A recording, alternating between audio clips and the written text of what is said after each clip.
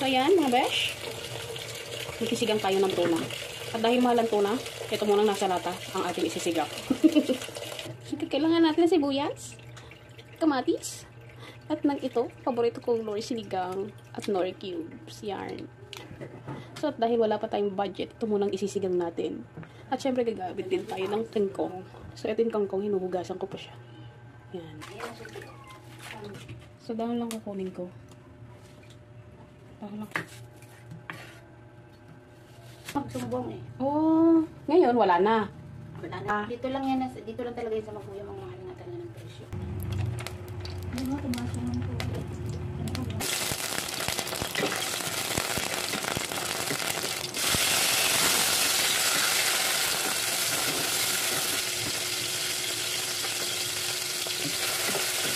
So, yan, hiniwalay ko yung water dito dun sa laman. Kasi ibigisa natin yung laman. Pero, kasama ko pala yung sabaw niya. Mamaya. Wala ka naman ito sa bebo. Ano ba naman ito? Alin? Ang bigla? Hindi. So, next natin is, ito na yung ating mackerel. Yeah.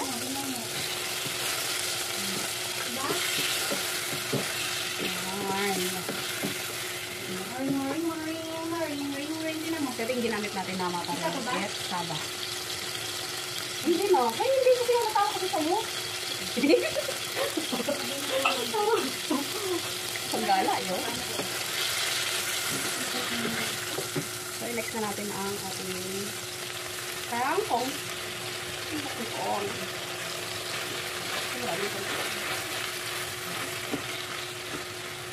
So, dahil sa paghalo kung ayaw na madurog ang saba.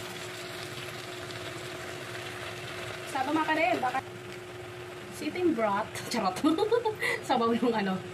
Sardinas. Broth. Social ka na. Broth ha. Lagay natin siya. Broth ba? Oo, broth. It's broth. Charot. Yan. So, antayin natin siya masunog. Kaya mga beso, hindi kangkong. Lagay mo sa bawang. Naglagay ako ng sinigang powder. Oops, tama na yun.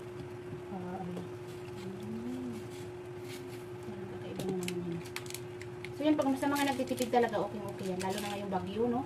Wala kang maano, kangkong lang makita mo kasi kangkong. Oh. So ayan, pakuluan lang natin.